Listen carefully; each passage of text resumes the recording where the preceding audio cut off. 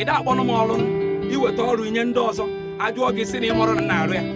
mana ịchọ ime committee of friends iburu ụzọ wee nọmba m tinye na WhatsApp ebe ka m ga-esi wetakwa n'ego anyị na-eme expect ka m bịa nye gị ị jụrụ m nsị gị na m ada arụ ana m alụ kapịnta